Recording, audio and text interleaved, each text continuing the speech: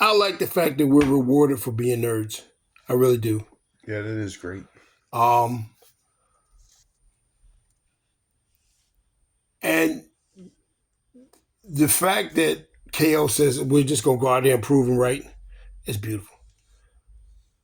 It's Yeah. beautiful. I love it. So then we got another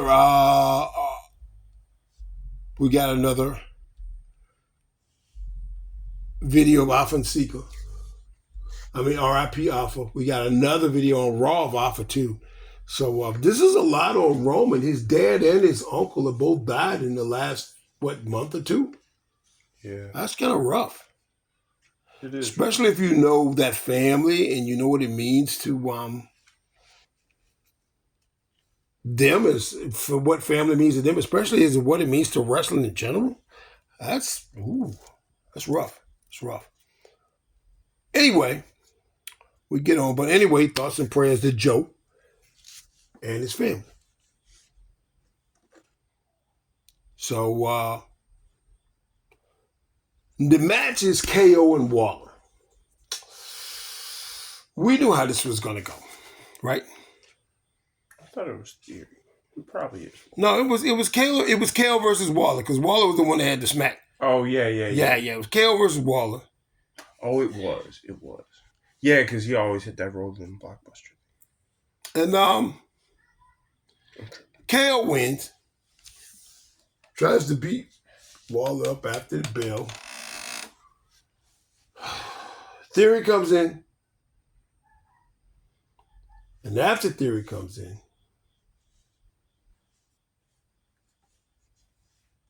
we have the greatest it is, something Cody Rhodes. Yeah. With 2 chairs. Something Cody Rhodes. Yeah. So, there's that. We knew that was coming. Cody for the save. Of course it is. Well, it have to be, especially after the way he's been saving Cody. Yeah, it was exactly. And they brought that up on that. They brought that up on the broadcast, which I thought was funny. But then there's the Legado del Fantasma promo, which is what Godfather style, where Santos is talking about how we're being disrespected and we need to continue to do whatever and blah blah blah. Yeah, it's like, whatever, bro. You get on my nerves with it. He was big. Like they tired of being disrespected and they need to go out and do whatever. LA Knight comes out and talks about how sad a promo it is. He said, I don't want to be at that dinner. Yeah, he's like dead. Bro, that was wild. LA Knight's hilarious. I love LA Knight. Yeah, we love LA Knight. LA Knight is great.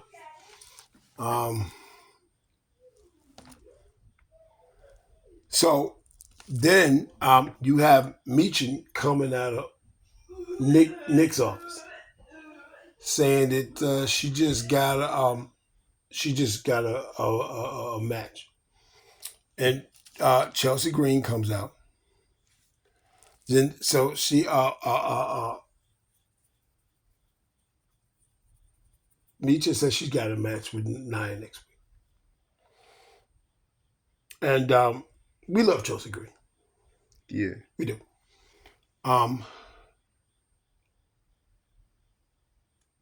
So they talk, right? And Chelsea and Piper, they go into Nick's office. And Nia comes in and pushes Meechin. And Aldis comes out of his office and says, Nia, in my office now. So I don't know what that means. Did we suspend Nia? What did we do? There's nothing in Nia. Oh, wait. I don't know. This is Nick. This is Nick. It's SmackDown. This is not Scrap Daddy. She probably don't get suspended, but he's going to be like, if we do this again, I will suspend you. I will kill you. No. See Nick all the same. I would literally murder you. I don't know. We saw how Nick Aldis gets when he feels disrespected. Yes, it's not pretty. Like I said, like Cody Rhodes said, we don't need to see that. We know what you do. Yeah. Well, that's because that's kind of a little inside baseball. I know. Like, because Nick, we know, well, let's put it like this. Before Nick Aldis became the general manager of SmackDown, Nick Aldis was the champ of TNA. And he was a total badass. So there's that. And it looks like he's didn't get any smaller since then. So. No. He might have even swole up a little bit. Not that now I'm not champion where I have more time to work out. What do you mean? That's insane. Exactly, bro. That's insane. This dude is freaking sick, bro. Then they got the Street Profits versus DIY. Street Profits win, but great day, bro. Bro. That was a banger call. That was a banger call. That was most assuredly a banger. Yeah. That was a banger, Corey. That was hard. That was my best bad news impression. But I have better ones though. But that match was, oh my gosh, that match was, woo, that was a banger. I loved it. Street Profits won, but there came a point in the match where I didn't care who won. Well, it's just like, I feel like after seeing that, I feel like you need to give everybody involved more. Because it's just like, bro, there's no way. You're not the only one that thinks that. There's no way you can put on a masterclass like that. That was a master, bro. That match was incredible. Incredible. And like I said, after a while, I mean, I like the Street Profits, but after a while, I didn't care who won that match. And I figured the Street Profits were going to win because you won't go run back DIY and the Bloodline again. No, you weren't. But to be honest with you, I don't even like the Bloodline being tag team champs because they're going to sit there and murder everybody. And that's not... Well, I don't either because you're just going to feed the Street Profits to them. And I feel like the Street Profits are better. They deserve more than that. I feel like I was too, honestly. That's why I don't really like that. I mean, I know what they're trying to do. Re-legitimize the Bloodline. Make sure they have gold and everything to make them seem as terrifying and as dangerous as it was before. Maybe more so, but... Unless the plan is for everybody to get gold except Solo. But he claims to be the tribal chief. But yet he can't get gold. I'm thinking that there's another match with Cody down the road and he fails to win again. I'm thinking that probably happened. Probably not before War Games, but... Well, I don't know. Because I feel like War Games... Excuse me. It's just a precursor. That was just a precursor. You know what? Everything is a precursor to everything else. I don't even know what... No, but I mean, I feel like the time... This is my personal opinion. Now, it could definitely be wrong, but I feel like he's going to hit I had to be the tribal chief and fill in until he came back. The final boss. Well, that's what it is he's going to say. And then eventually, the final boss is going to come in and it's going to be his bloodline versus Roman's. No, I don't think that. I think he's going to end up on Roman's side some kind of way. And he's going to be the deciding factor that ends up decimating the Bloodline 2.0. I don't know. I think it ends up being his bloodline. I don't think it's going to end up being his bloodline. It can't be his bloodline. It literally can't be his bloodline because he show up every 2 days. It can't be his bloodline. He can't do that. So I'm thinking that what happens is he has to be in an auxiliary role. He's not in a main role because he don't do that no more for a living. Yeah. And he old. But I also think that the whole reason that Solo was installed, my personal opinion is I think the whole reason Solo was installed as the tribal chief anyway was because the final boss was mad that Roman lost the belt. That's what I think. Well, I think they're trying to set up a Roman versus final boss. So they are. My guess is Roman will beat the final boss. And the final boss acknowledges him. And they end up destroying the bloodline. But that's projecting into next summer. Yes. So that's a long ways away. And in wrestling terms, it's like 44 years. Like in wrestling logic, it's 44 years. Oh, maybe not next summer. Yeah, next summer. It's got to be next summer because No. Cody not gonna drop. Cody don't not even gonna drop the belt until next year. That's gonna be in WrestleMania. So that's what in April. Well, no, because I think they're moving WrestleMania next year. I think they are. Yeah, but I think to like March. But still, you got that. So then you got April, May, and June. All of that can if that happens on the March pay per view, then basically you got a storyline until SummerSlam. I don't think the belt is even involved in it. I don't. No, the belt isn't involved in it, but I don't think Cody plays a role in that. I think that ends up becoming its own thing after-ish. But do you think we get a heel turn in front of that though? I hope so. I don't know. Cody's face run, I'm not saying he's not a good face. He is a good face. It's just kind of stale because you kind of just let it flounder. And so It's floundering, yeah. It's floundering. And so it just feels pretty stale to me. Like, yeah, it's cool. Maybe just go ahead and beat him up already, please. Like, that's how I feel. But you can't. And since you're not going to, just book him stronger.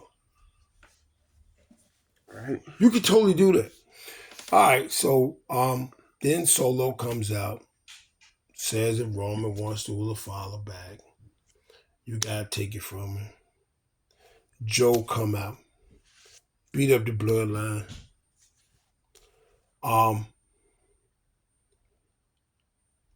He beating up everybody. Then Jacob come out. Yeah. Jacob apparently is the final boss.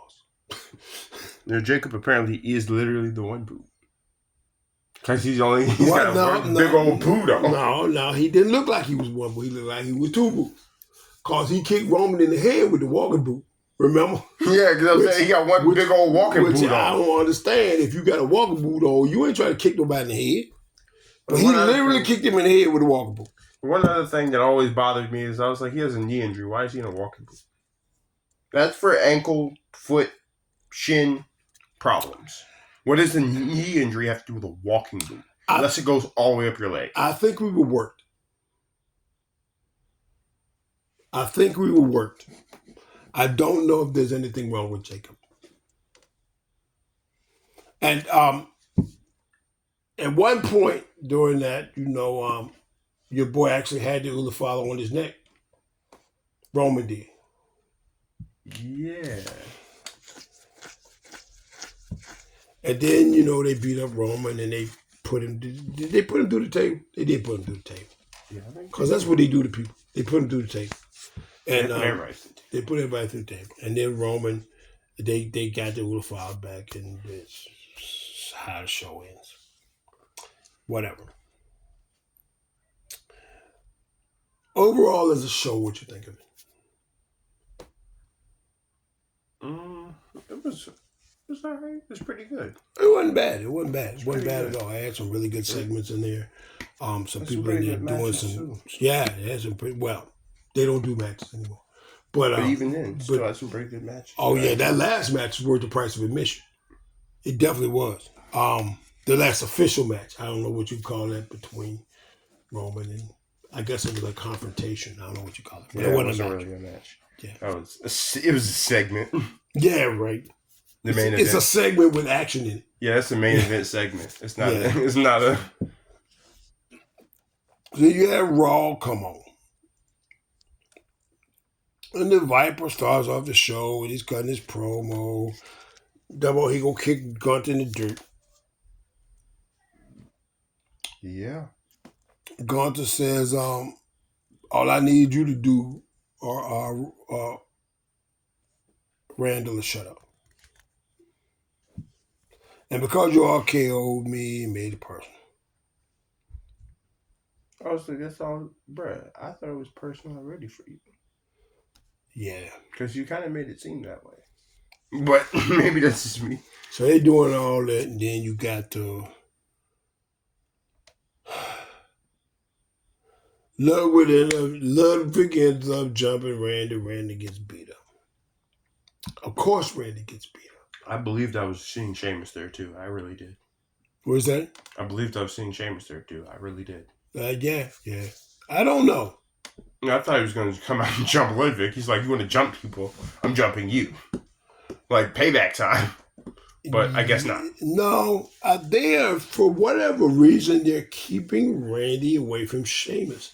And I don't know why, because their storylines are sort of kind of intermingling a little bit.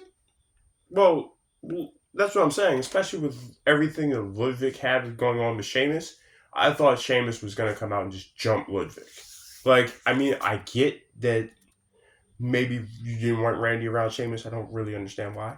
But I also kind of noticed that I feel like that they're taking pains to make sure that their storylines don't intersect, which is weird. I don't really know why, but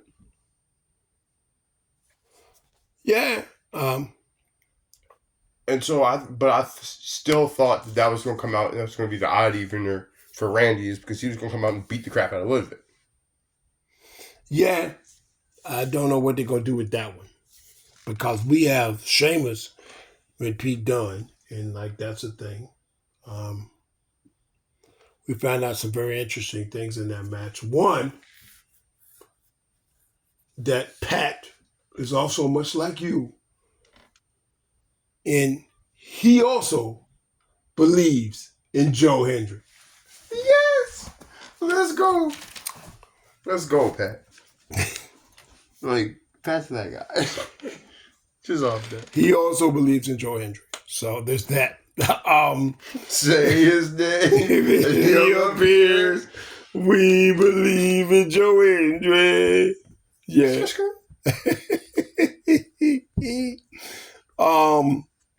Apparently that's a thing. Everybody believes in it. And so there's this one spot in the match where Pete Dunne takes Sheamus's hand and puts it through the turnbuckle. Like just try to weave it through the turnbuckle. So Sheamus just rips his hand out of the turnbuckle and beats the crap out of it. But I don't know. He ripped it off, but there was so much actual aggression. I couldn't tell if he was actually angry about something or what. Because you saw the whole vein in his neck pop out. The turnbuckle went flying off. I was like, oh, gosh. The note that I wrote said, Sheamus wins with pure rage. Because I was like... Because that's what that looked like. It looked like rage. It's just like you know what? Face change, and he was like, you know what? Not do that to me. Like, I'm done with you now. It's time to end this match. And whatever that 10 beats was that he gave him. I don't know what that was. But he tried to put that man in some type of bridge, and it then still was 10 beat, and we hit him in the face too. And I don't know if you saw it, but he was cringing the whole time because he was getting hit in the face. It's Sheamus, bro. You already know what you're getting, bro. I want to get hit in the face by Sheamus, bro. Well, also, this is the 10 beats, and so Pete Dunne was low-key catching some of that to the face. And everybody... When he does that, he just cocks back and hits you, so... Yeah. You don't want to take none of that. You going to catch a L. You just going to catch one. That's what that is. Then you had Ivan Now versus Maxine Dupree. Yeah, versus Maxine Dupree. Did we knew what was going to happen here? Did we see the Y6 coming out? I figured as much just because she's been around Chad. Well, just off that alone, I was like, and then you messed around and actually jumped her the other day, like last time. Yeah, I was like, that was bound to happen at that point because you shouldn't have jumped her. After you jumped her, we already knew it's confirmed. Yeah, we did. But Maxine Dupree was looking good at the early going. I was like, I thought she was just going straight up win. I was like, let me find out what's happening.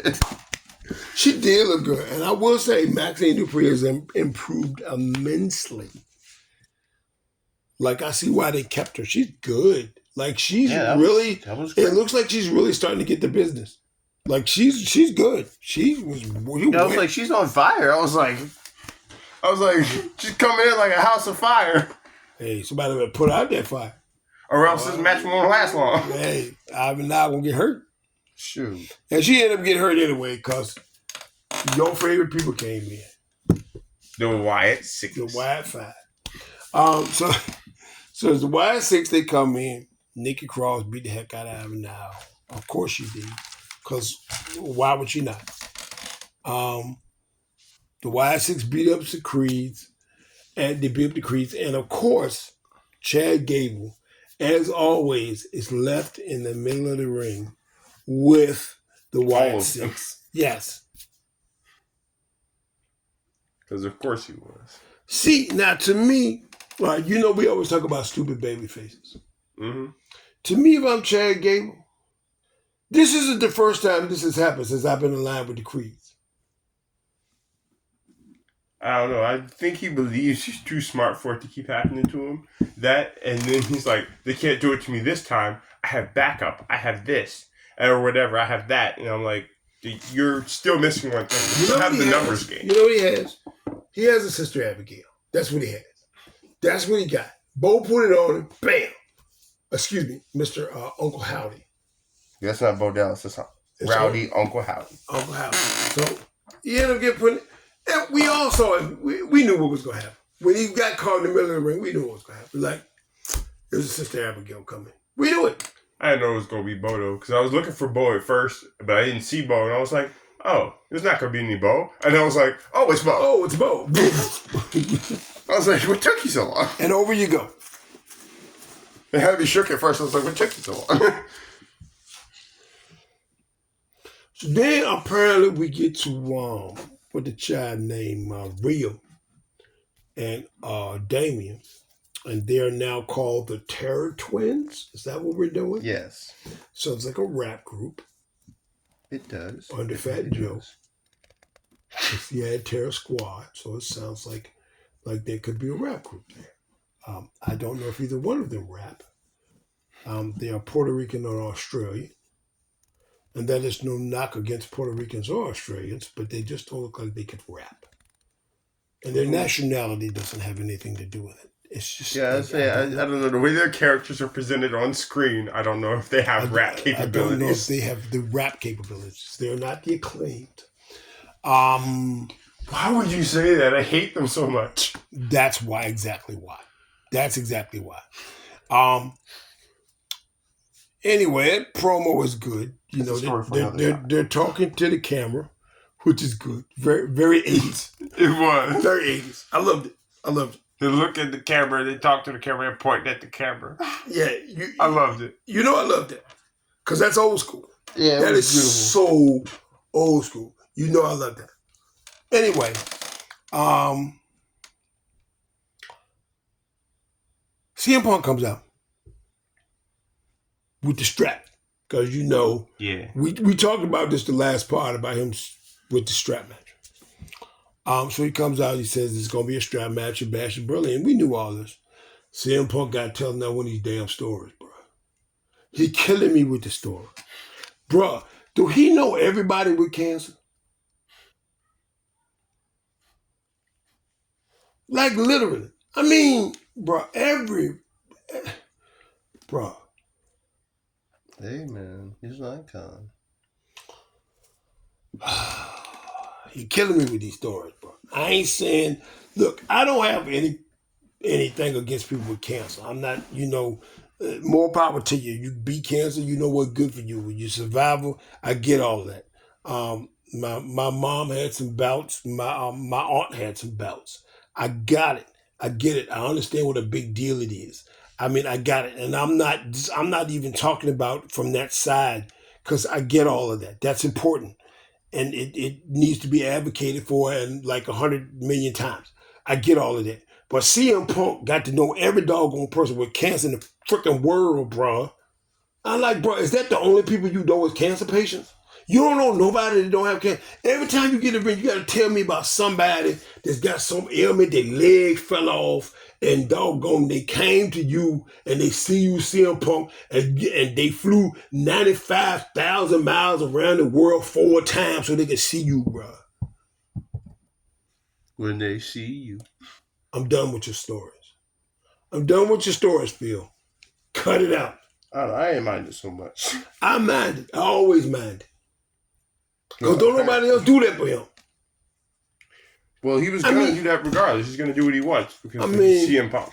He always has. I understand that the fans are very important because if it's not for the fans, you don't get the what you get. I get all of that. I get acknowledging the fans. This is all beautiful. He acknowledged the Florida Panthers for winning the Stanley Cup. That's beautiful. I love all of that. But you can't know everybody. Every time you tell a story, it's always somebody with cancer. Dude's lungs was born on the outside of his body. And he went to see CM Punk. Bruh, come on. Won't you know just like normal people? Like do you know anybody that's not in the hospital ward? Like anybody at all? He does. I don't know if he does. He does. He knows at least one person. I don't know. A Scottish psychopath. Knows him very well, actually. Knows him very well. Maybe a little too well. Because speaking of that, oh my God, Drew comes out and asks Punk as he started drinking. That was a great line. I love that. He's like, "Have you started drinking?" And I was like, low key, I was wondering the same thing because he outweighs you by like 100 pounds, dog. You talking about you want a strap match? You want to be tethered to him? You're a tripping. You're a tripping. And what did you say earlier about Drew McIntyre and the strap match? So, I'm not mad, but this is my only thing. Why does every strap match have to have Drew McIntyre? Because he's the only one that can do it. Like, I noticed with Karrion, with CM Punk, if you have a strap match, Drew McIntyre is involved. He's the only one that can do it. He's the only one that can do it. Nobody else wants to do it. I'm not even sure Drew wants to do it, but I will say he looks darn good doing it. He does. And maybe that's the thing. Maybe that's what it is. Maybe Papa H comes to him and goes, Drew, never mind. Don't finish your statement. I mean, Sheamus can look good doing it. Sheamus is going to look horrible doing it. Sheamus is going to look like he got the hell beat out of him when he wins. Oh, yeah, there's that. No. Sheamus is going to look awful doing it. We never want to see that on TV ever. Ever. I forgot because he's so like... I say because he looks like a sheet anyway. It will look worse when he gets hit. We don't ever want to see it. You'll be able to see it for years. We don't want to see it. You'll be like, it's never going away. And so, Punk tells Drew, I trade you these straps for the bracelet. And Drew says, you're a liar. Because I know that when I come in that ring, I'm going to give you the bracelet and you're going to beat the hell out of me with the straps. Did you hear CM Punk say yes? He was like, yeah. Yeah, I was going to do that. Yeah, he was like, yeah, I was. Like, I was beat the crap out of him. He's like, I was definitely lying. I was weak. I was like, how you say yes? He's stupid. And then he said that Larry and April will be fine over here with me. Yeah, they're safer over here with me. They're safer over here with me. Now, I don't know if anybody caught that, but CM Punk's name is AJ Lee. His wife's name. CM Punk's wife's name is AJ Lee. His wife was AJ Lee. Well, it still is. But the fact that he called her by her government name, called her April, bruh. You hit that jump. He said, April and Larry are safer here with me. You did not call her by her first name. Bruh. Yeah, he ain't call her AJ Lee, no, none of that. He's like... He calls her April. It's like, April and Larry are safer with me. Bruh. This is why he is the ultimate troll. We love him. Troll of the year. Gotta be, bruh. Stop playing. Gotta be.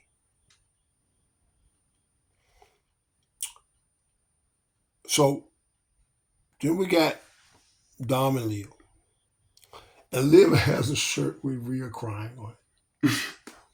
Bruh, that's every week. I was like, that's the whole. Apparently, everybody in the WWE is a troll now. Everybody. I was weak on that, bro. And their new logo for the new Judgment Day is sweet. I don't know if I particularly like it. It looks kind of mid to me. Like, I don't care. Like, I feel like Damien's new thing, when he's going back to the Archer Infamy, I feel like that's tight. I feel like that's cool, but I love the new Judgment Day logo. That joint is hard. I don't know if I feel like it's kind hard. of average to me. Like, I've seen better logos. I don't know. I feel I like Carlito's logo better. Well, Carlito is this time with the apple. in the hood and everything. Bro, that joint is hard too. I need both of those in my life. Which one? I don't know. I need both at the same time. Yeah. You need them all. Yes. I need the Carlito one. I want the new one. I need every shirt from now on of mine to have that on it. To have one of those two on it. That's fair. That's fair. They were all sweet. Then you got so Dom said he gonna challenge DP to a match.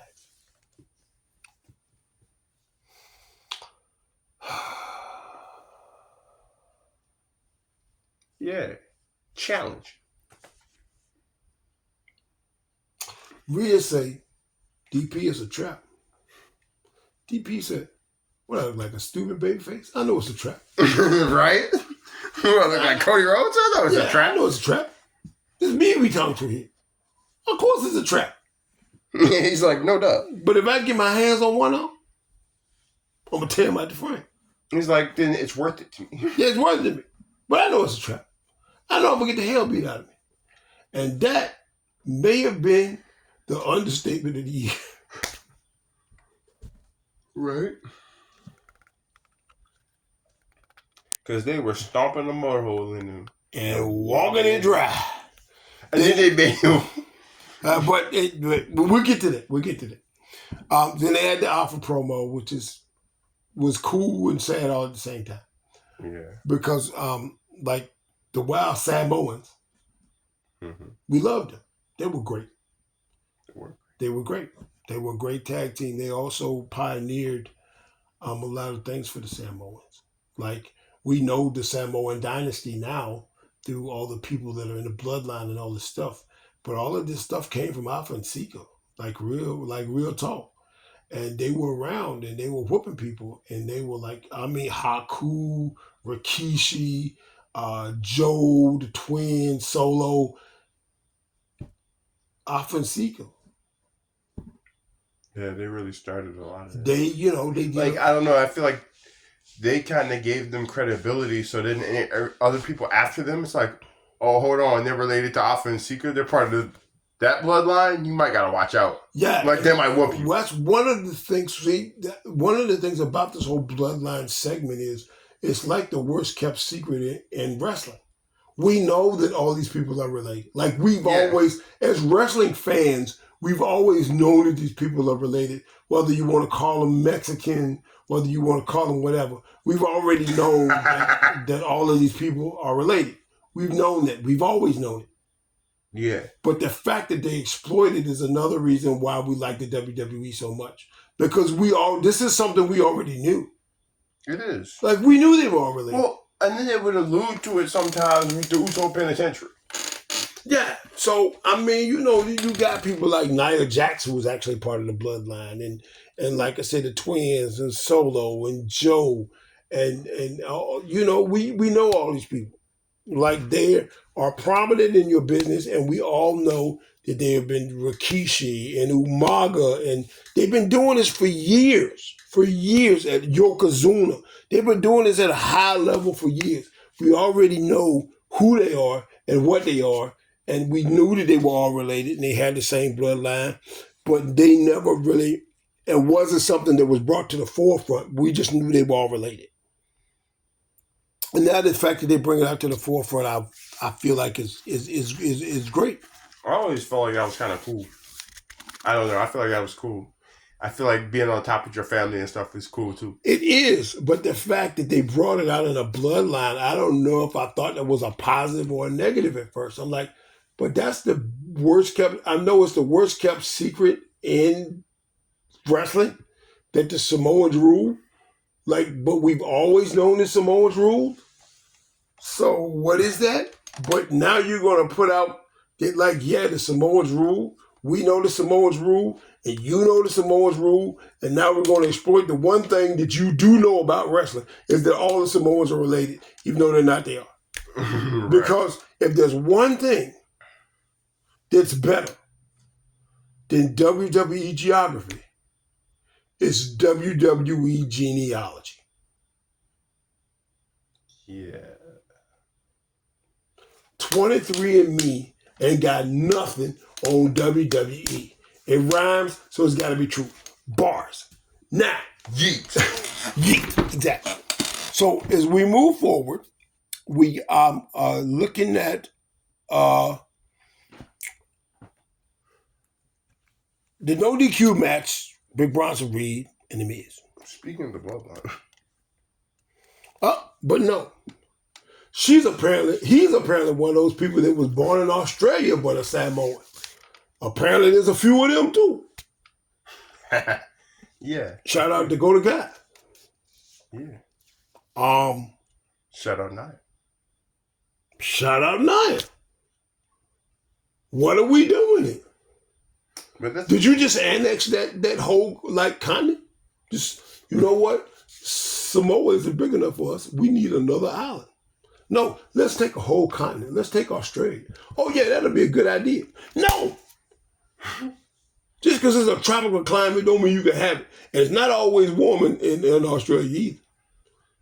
Because I was watching a video by a guy that's in Australia the other day.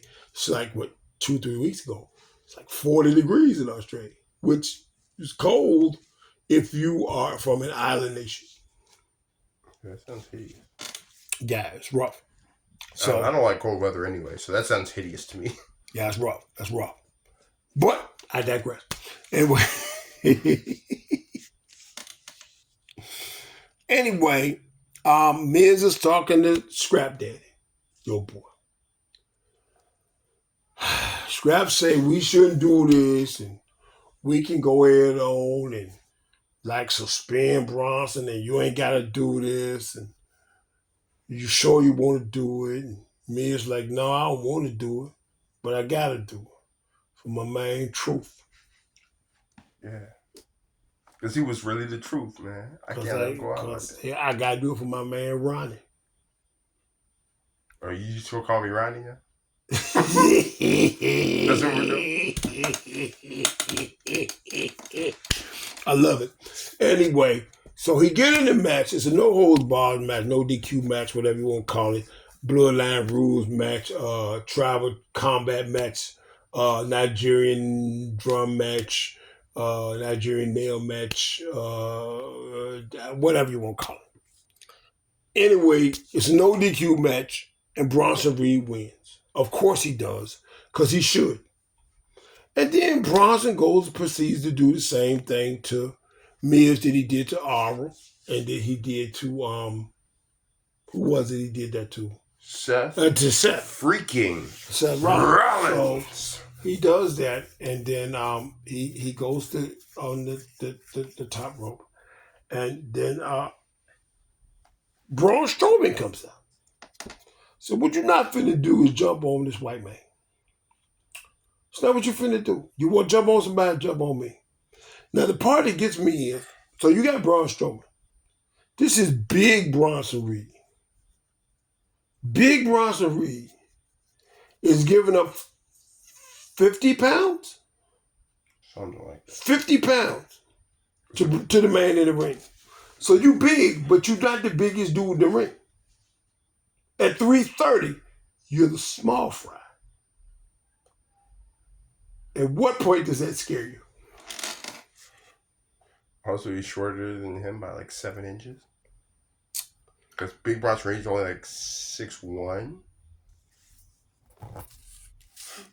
Braun Strowman's like 6'8".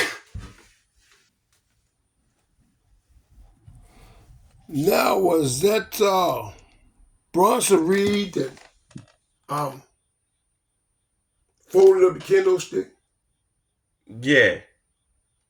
threw it in Pat's direction? Yeah, he folded up this and threw it at Pat. Then Pat decided he was gonna get up like he was gonna do something. And since everybody in WWE are trolls, Maggle hits us with what? he said, sit down before you get hurt. He goes, yeah, I'm sorry, I don't know what the hell I was doing. Sit down before you get hurt, before you get sent to a local medical facility. He said, you sit down before you get sent to a local medical facility. The only reason why this is a thing is because Vince in their headsets would not let them say hospital, which is why that line is hilarious. And if you ever did, you weren't going to hear the end of it. And that's why that's funny, because he paused before he said it. There's a little drag in the fact when he says it. And you know that he says it as a shot to Vince, which is great, which is crazy and great all at the same time, because we are, even though Vince built this business, we are moving away from him and we are taking shots at him as we go. Well, also because you realize he has a little pause like that every time before he starts throwing shots. Yeah, he does. Like, he does it before he throws shots to anybody. He does that slight pause and then he'll throw shots. And I'm like, bro, like, I didn't even know you had reloaded the clip. Like, you're throwing that many shots. Like, then you have Braun Breaker. No. One other thing I want to talk about. Did I hear Pat call him a meat castle? He did call Braun Strowman a meat castle. Yes, he had called Braun Strowman a meat castle. I actually have that written down. So, a meat castle? A meat castle. So what exactly is a castle? A castle of meat. That's what he is, a meat castle. Now, my question to you is, if the castle is made of meat, is the moat made of gravy? And my response to you is, it's not Otis. Otis is gravy with legs. Yes, Otis is gravy with legs. That's right.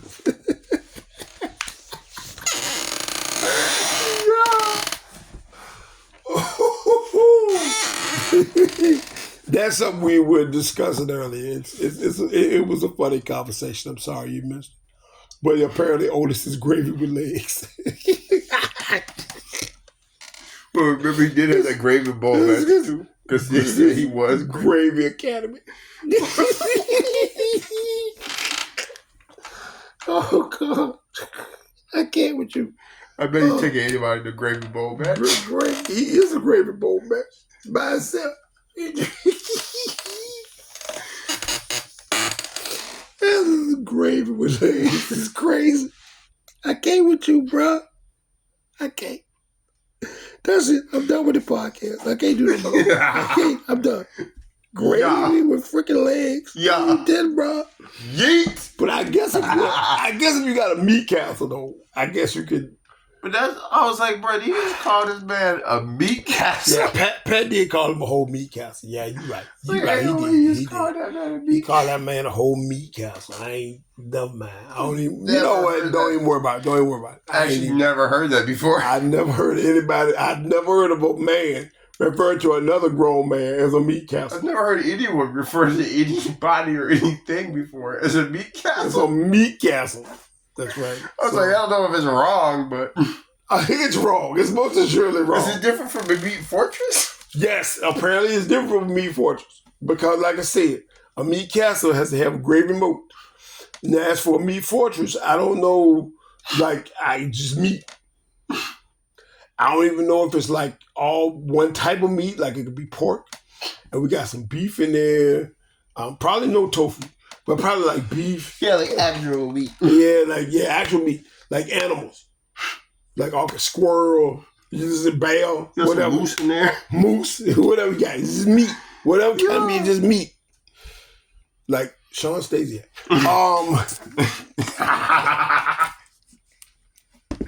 That's hilarious to me. So all right.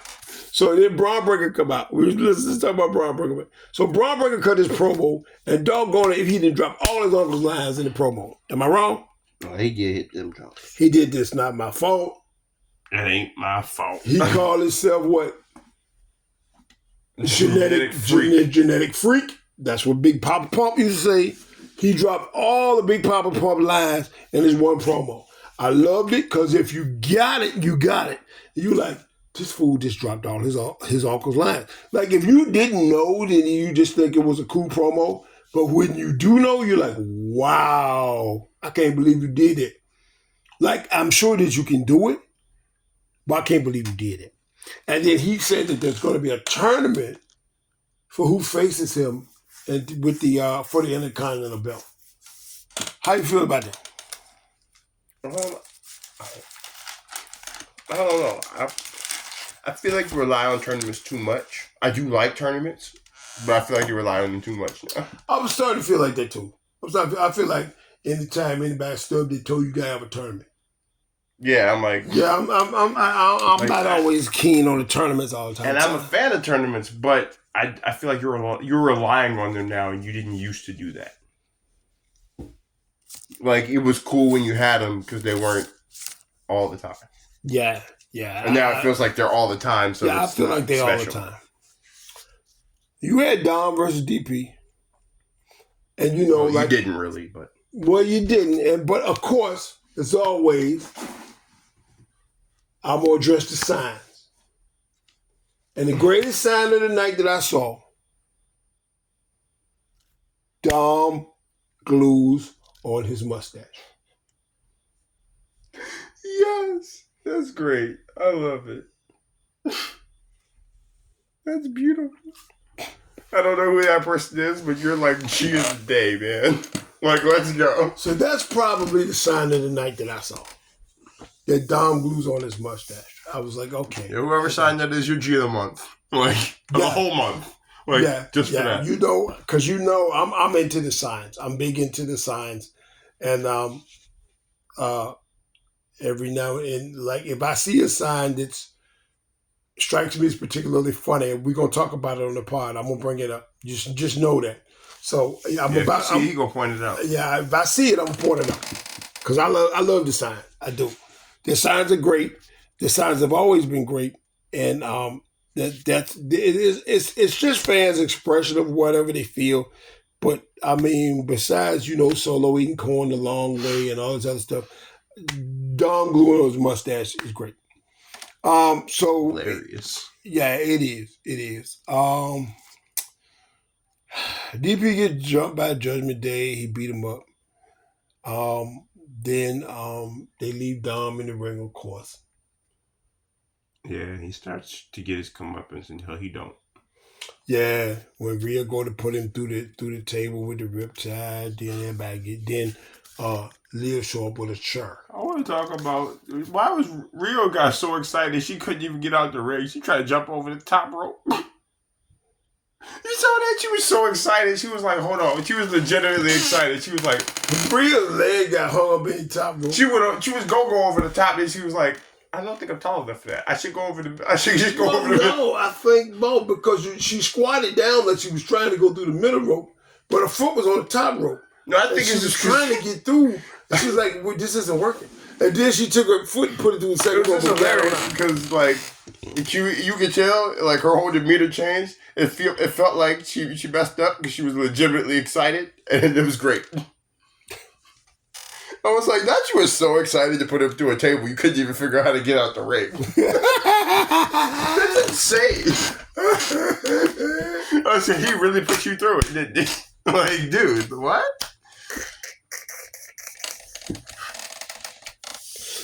Oh, I don't know if that was intentional, but I felt like it added something to me for that reason. I was like, it low-key made it seem like that much more of a big deal. Like, she was Yeah. legitimately so excited to get her hands on him. She was like, I can't even figure out how to get out of the ring right now. So Judgment Day ends up beating him, and they put Rhea in DP's lap, beat the crap out of him. Of course, Balor sits there and poses. Everybody poses, and Balor's just sitting there holding Damien's head the whole time. Yeah, that was pretty epic. I was like, yo, that is a nice touch. Like, what? Yeah. He's holding him by his hair, just holding his head, just like, and he's posing, he's doing everything, and everybody else is posing, and they're all like, yeah, we're the Judgment Day, we're the best, and like, we're scary, and he's just holding it by his head. I love that. And of course, Liv says that she's going to make Rhea her bitch. Yeah. Okay. And now we know it's a serious feud. Now we know it's a serious feud. Because that's the signature WWE. If that's ever said, if that word is ever said. When the B word comes out, it's usually serious. It's serious. So, that's how you the Pete Dunne and Sheamus feud was serious. That's true. That's true. That's always the escalation point, if you will. Yeah. That's how you know that the switches have been flipped on when they use the B word. So there's that.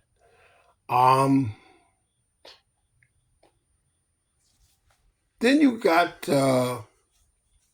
triple threat match. Got the witches. You got the what is it? The pure feud, the PFC, which according to Pat should not be confused with KFC. Bruh. I was like, you did not just say you were confused with some chicken. Like, come on, Pat. Don't hit him with chicken. Like, Pat, that's the most fat thing you said all day, bro. I'm not even gonna hold you. Like, the Pure Fusion Collective, which, Pat, you thinking too much like me, bro. You sound hungry as a mug. Relax. They don't feed you out there, bro. Go hang out with R-Truth. No, go hang out with Booker T. No, go hang out with the Miz. He got hors d'oeuvres. Go hang out with Booker T. He the one that's ordering the food off the menu. Yeah, that's another whole story. Anyway, ask the bookman about it. Don't ask me. I'm not gonna comment on it. But they're videos. You need to watch them. That's the most big back thing I had heard. So you had the Pure Fusion Collective, which is Shayna, Zoe, and Sonya. You had the Damage Control and the Witches. Triple threat match. Now, the Witches win because, of course, they won. Because why would they not? Yeah. I reckon. I can think of several reasons why they shouldn't win, but not against them. No. You ain't gonna put the belt on Damage Control. I didn't say Damage Control. I can think of several reasons. That's all I said. And you know you're not gonna put the belt on KFC. You're not gonna put the belt on it because you don't love Shayna like that. So you're not gonna put the belt on KFC. The Kentucky Fusion Collective. That's what I'm gonna call it from now on. Kentucky Fusion Collective. Because you can't. You know you're not gonna put the belt on it. So of course the Witches retain. Of course they do. But my whole thing was the note that I had written down was Sonya doesn't get involved. That was the weirdest thing to me because like she did nothing. Like she got kicked, and that one kick put her down the whole match. But I mean, but she was there the whole time, and I'm like, you did nothing before the kick, after the kick, nothing. You just stood there, like why did you even come out with it? Well, it's just weird too, because also you're in the heel faction, you don't and you're just staying there the whole time. You literally have the numbers game. Yeah, what part of WWE math do you not understand, Sonya? You've been around a minute. You know what this is. Okay, we have to send you to Scott Steiner for further math training. Yes, she needs to go to the Scott Steiner Institute of Math because she has no idea how wrestling math works. I was like, dog, why do you just? Or maybe it's because I have half the brain that you do. But anyway, but yeah, so the Witches win, but I mean, yeah, we figured it. I mean, we knew it. Like, so Jay Uso, he said he gonna enter the tournament for the belt, and he gonna have to yeet because that's what he does. And he was talking about his boy Sammy having to leave and get himself together, but he won't come back. Yeah, whatever. Yada yada yada. Well, actually, did you know yeet is now in the official dictionary for Scrabble? Yes. The official Scrabble dictionary. And Pat apparently yeets all the time. He loves yes, and he loves to yeet. He loves to yeet. I'm not sure that I could probably yeet in public. I'm probably sure I need to keep that at the house if I do that. But anywho, they had a little tribute to Pat because he's going away for a little while to do his football thing. Yeah, and I guess that was a cool thing. I thought it was cool too. And you could tell Pat was legitimately surprised. He was like, "Oh, like, what do you mean? I wasn't expecting that." He was surprised as Michael Cole was when he talked about his birthday. Yeah, it's the clip where he talks about his birthday. Yeah, he was that surprised. He was. And the match is the Viper Call. The Viper. Yeah, again, my bad news impression. The Viper, Mr. Randall Orton, versus Mr. Kaiser. Pretty good match. Gunther distracts Randy because, well, he's a professional wrestler, so you know how that works. Yeah. Kaiser takes the advantage. Hits him, chop blocks him in the knee. Well, he had chop blocked him in the knee earlier when they were having that altercation. Yeah. So obviously, that puts a flashing red bullseye on the knee. So now it can be targeted. The whole match.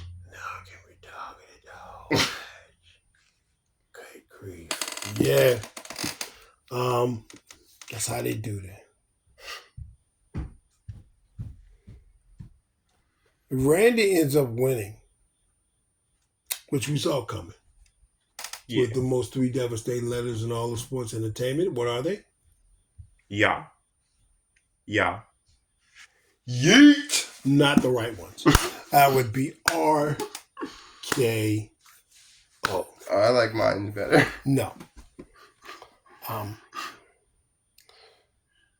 So I love the way the show ends. Because there's Gunther, there's Randy. They just start brawling. Randy pokes him in the eye. This is great. This is great.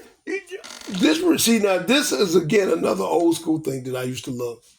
They just leave the show.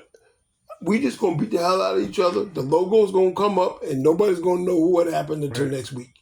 Just turn the camera off, and we'll like, we're just going to go at it till they turn the camera off. No. Like... No, we're going to go after it. See, and this is the thing that they used to do back in the day. We fighting at the end of the show. Something significant happens.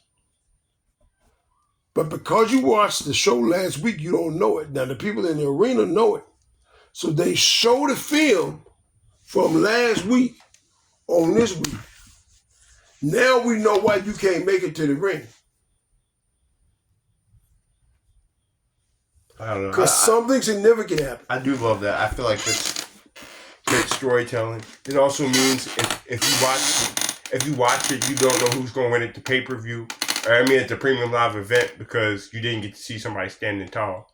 So, because if they stand tall, they're going to lose. It's one of the oldest tricks in the book, but it makes sure that if you watched it last week, you're going to watch it this week because you want to know what happened. But also, it makes the feud seem more legitimate too, because it seems like there's actual rage. Because I don't care whatever else is happening. I'm just gonna fight. Yeah, like I'm just gonna fight you. Yeah, we're just gonna fight, and the show goes off the air. And like, I don't think you should book it for longer. Like, because AEW, like, in shows at 10:06 and, 11, I like, they book it for over. They book it for the overrun. Don't book it for the overrun. End the show when you're supposed to end it. Have the people brawling. And because the people in the arena saw it, have something significant happen. And you show it next week. So you know what, we went off the air last week and they were brawling. This is what actually happened. You show the tape. Well, guess what? If you show the tape of what actually happened, that's less time you gotta feel next week. Well, it's also because the people want to know what happened, because the people that watch TV want to know what happened. Right. Because we weren't in the stadium, so we don't know. I feel like it's good storytelling too, though. I don't know. Now, granted, I know why they don't do that, because of social media and everything. They're going to post all that stuff the minute it finishes. So it's not as effective now as it was then. But still, excuse me. Yeah, it works. It really does work. But I thought it was great. I loved that angle. All right. Let's get to another part of the program. It's an angle that I know you like. Let's talk about the New Day. Yeah. How we feeling about that? So, what do you think about Honesty Jones feeling like X feels like he's potentially trying to replace Big E? How you feel about that?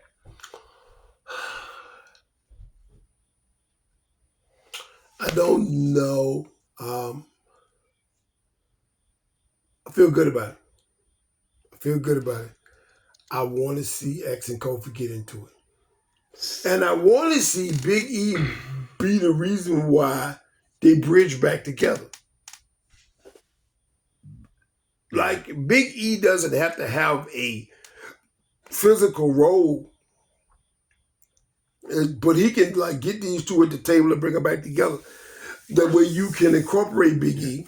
Because he's a powerhouse of positivity. He can definitely do that. Yeah, in some kind of way you get Big E with X on one side and Kofi on the other with the hands raised and him in the middle.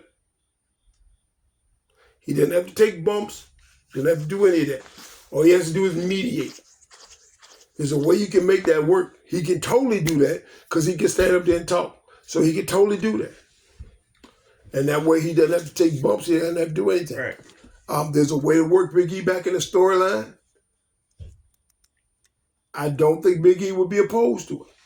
No, I'm 90% sure he wouldn't, because those are his dogs. Yeah. But to have X turn on Kofi, I love it. Well, I love it. I love that he feels a certain type of way, because he feels like he's trying to replace E. And he's like, dude, you know what E is to us, dog. Like, he's like, that's like our brother, bro. You can't replace Big E. Like, what do you mean? Like, he's like stop doing that, Kofi. like he's like, it feels like you're trying to replace him. Like, why would you do that? Like, you know better. Yeah, right? And so I love that angle, because it's also like, I can see where you might actually feel that way. Like, that's tough. And they're planting the seed, so they get the 6-man tag team with, of course, the final testicle. Because apparently them the only people they can wrestle. That's still the craziest thing ever. Well, but you being called that by people that come out in Teenage Mutant Ninja Turtle costumes, so. I don't care. I love the Teenage Mutant Ninja Turtle costumes, actually. Actually, I wanted to buy those action figures just to have them, because I know they'll be collector's items later. And I feel like they would just look good in my house. I'm so serious. Wow. That's all I got.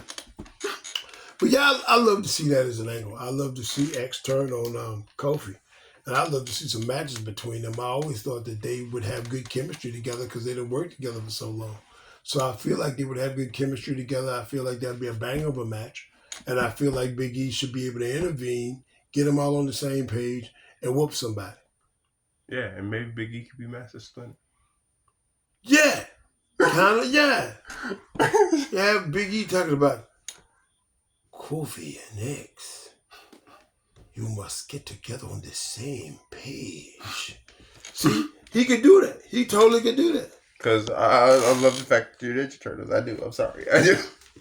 Yeah. So the New Day wins, but there's a little bit of dissension. Well, also because Kofi decides to go for the hot tag. When he doesn't tag in Xavier Woods, he tags in Honesty Jones. Odyssey Jones. That's his name. Oh. It's Odyssey. Oh, Honesty. He's big enough to be a whole Odyssey. He Two or three Odysseys. But anyway, I like it.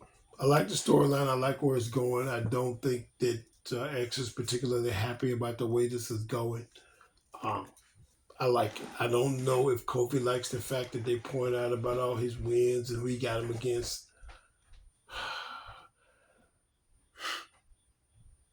And another thing about the announcing is, did your boy bring up Daniel Bryanson losing in 17 seconds to Sheamus? Yes, you did.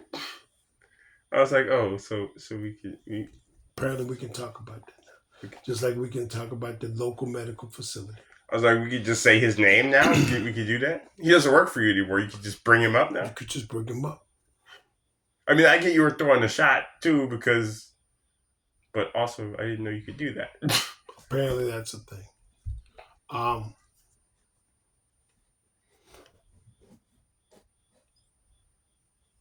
That was pretty much the end of Raw. One boot. We'll get to that. One boot. Go ahead.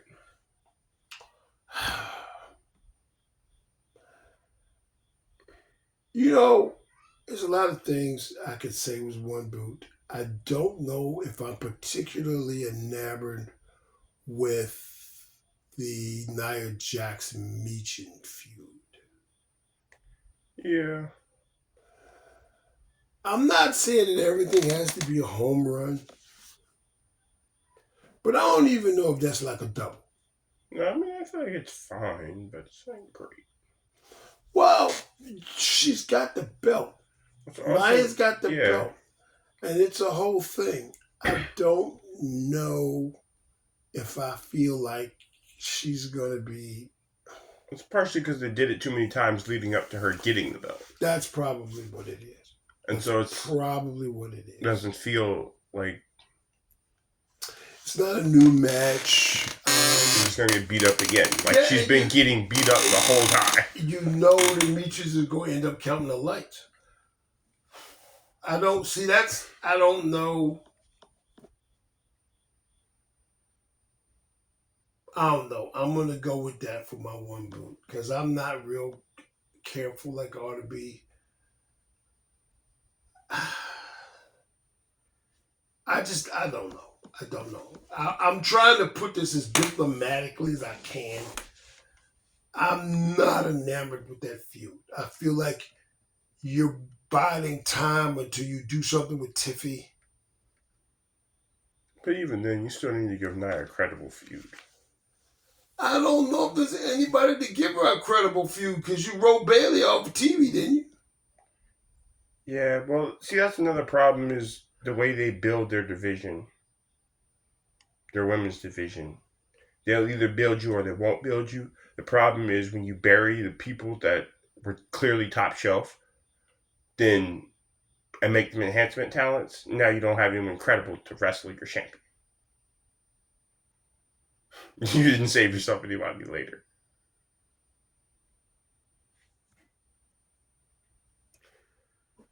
Yeah, I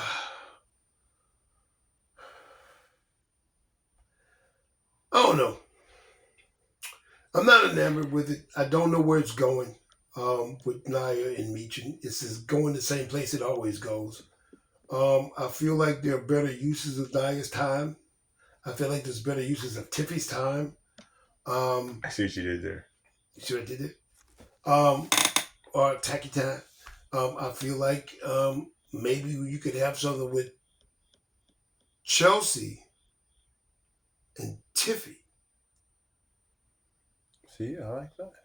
See, I like that. I feel like that could go somewhere. They're both larger than life personalities. It also makes sense that they would clash because they're both so much larger than life. Actually, you know what you could do is you got Nia and Chelsea and Tiffy and Piper. The story writes itself. If you don't want Nia to drop the belt yet, you get her involved in this tag team nonsense with these two. Plus, that gives Piper something to do. Because also, of course, Tiffy goes and gets Nia because she needs backup. She's like, well, if I'm in the tag team match, we already know who her partner's going to be. Exactly.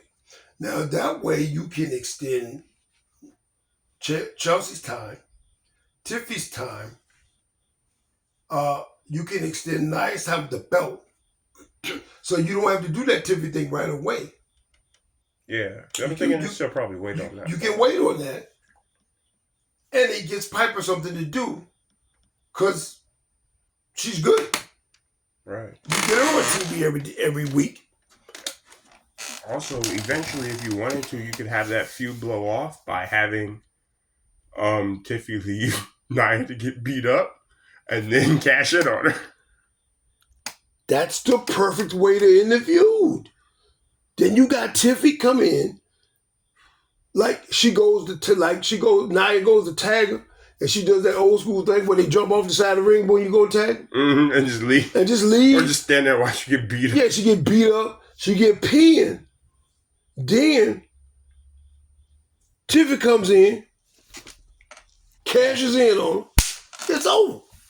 Bruh. It writes itself. All right, my one boot was Jacob. I don't know. I wasn't impressed with it. I don't understand why you have a boot on if you have a knee injury. It doesn't matter. The whole thing was a work anyway. Well, I was already knowing, kind of, because you were wearing a boot that doesn't cover your leg and it only covers your foot and some part of your calf. It doesn't go up that high. It's a knee injury. It doesn't. Or is it? Doesn't make sense. I don't know. I don't. To be honest with you, I thought they would have kept Jacob away from Roman a little bit longer than they did. See, and that's how I feel. I feel like he should have been kept away a little bit longer. I don't know. Maybe I'm wrong. I don't feel like Roman should have.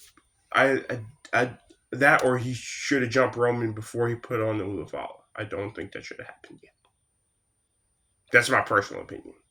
I think that's the payoff that was supposed to happen later, and Roman shouldn't have been able to put that on yet. So that's my one boot. I feel like that's poor storytelling. I feel like with what Solo said earlier in the show that goes against what it was he was saying, I feel like it's clown material. I don't like it. Could be. I definitely do see what you're talking about. Yeah, but unless they're going to use that, but even then, I still feel like it's clown material. I don't like it. Kind of like they were trying to set up for the work the whole time. Even when he got hurt and they showed him in the walking boot, it's it could still be a work. Yeah. So, and I'm assuming it was, and I kind of thought that it was anyway when I saw him in the walking boot. I don't know. I just thought they went through a whole lot to keep him off of TV just so he could come back the next week. Yeah. That's what that, and so wasn't he one of the ones that helped put Roman through the table? It was supposed to be three. It was him, Solo, and Tama, right? Yeah, and Tom Tonga. All right. So if you got Tom Malone going on TV this time. Wonder why. Probably couldn't get out of Mexico. I thought they were scared to let him have TV time because he watches everything. Well, yeah. He's a walking one boot. I'm going with you. What you get for having a Mexican Samoan. All right, so the reason why I said this is it's not a racial thing. It is a WWE thing. Remember what I was telling It's you my about that? because it's WWE. Remember what I was telling you about that WWE geography? All right, so the dude with the one eye that come out there looking like Slick Rick, he was originally in the WWE as a dude named Camacho. Supposed to been Mexican. Now he part of the bloodline when he come back. Now keep in mind that him and his is that his brother? No, that's his cousin, I believe. Who Tomatonga? Yeah. No, Tomatonga is his brother. He's adopted. His half brother, Or adopted brother, whatever. Something like that. Anyway, so they keep They're in both the mind. sons of Aku. Yeah, keep in mind they were a very successful tag team. Like away from WWE, I think in Japan they were called the Gorillas of Destiny, and they were like there for like 10 years, and they were tag team champs.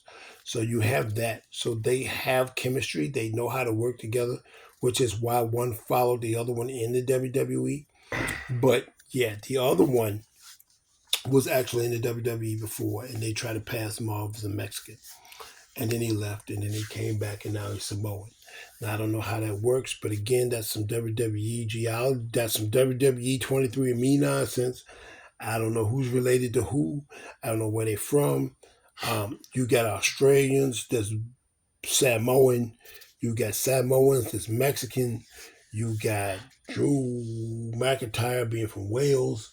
I don't, even though he's Scottish, I don't know. And the thing that got me, okay, so they actually kind of mentioned, okay, so is Gunter, that that pay-per-view coming up is the Bash in Berlin, which of course we all know is in Germany. Now, correct me if I'm wrong. Was Gunter not listed from Austria? It's fine. Drew McIntyre's from Wales. Gunther's from Austria. Maybe he's from Berlin.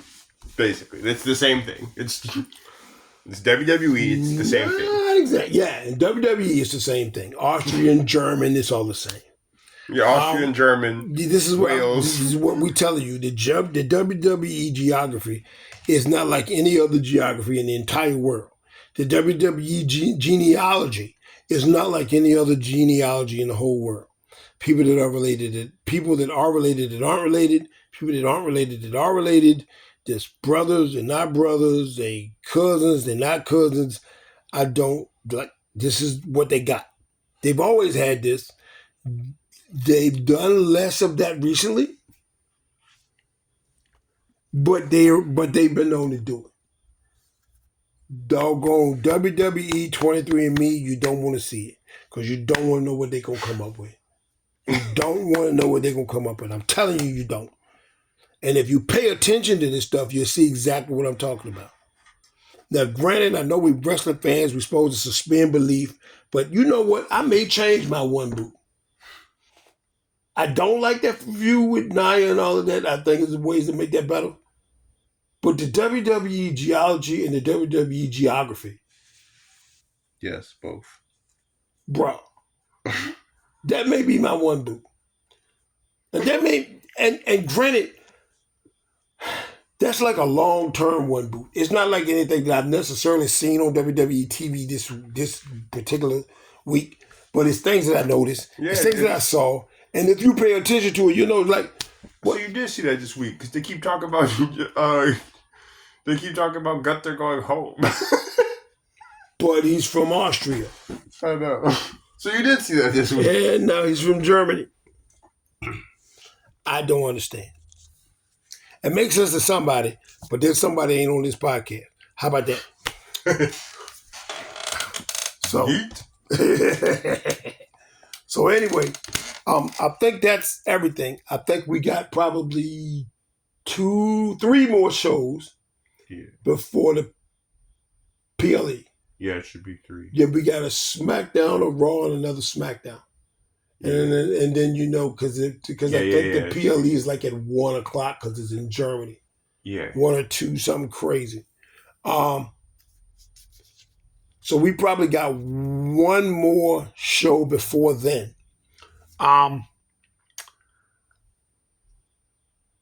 And then after that, we have to work on the SmackDown schedule because it looks like their first show on USA is September 13th, which means that their last show on Fox is going to be September 6th. And they're going to be on USA. And after that, they're going to be on USA. And they were supposed to leave in October. And Fox was like, oh, no, y'all can leave right now. I was like, oh. But anyway, we can talk about that later. We will talk about that at a different podcast as we draw closer to that moment, which we will be doing soon. And we will see what kind of content this brings and everything that's coming up with this. I don't know if they plan on getting rid of the WWE network and giving all the archives, letting them be in broadcast on Netflix. I don't know what's going to happen. But we may have a podcast dedicated to that later. But we got some other things coming up in the works, in the pipeline. We'll see what we can do. But I think that's everything. We went a little long today, but I think I see what's going on. And it'll be fine. Because it's wrestling. We'll watch it. And we'll be here to talk about it. So that's the most important thing. So this has been our podcast. We got a lot in today. But we will see you later. And until we meet again, keep it pushing.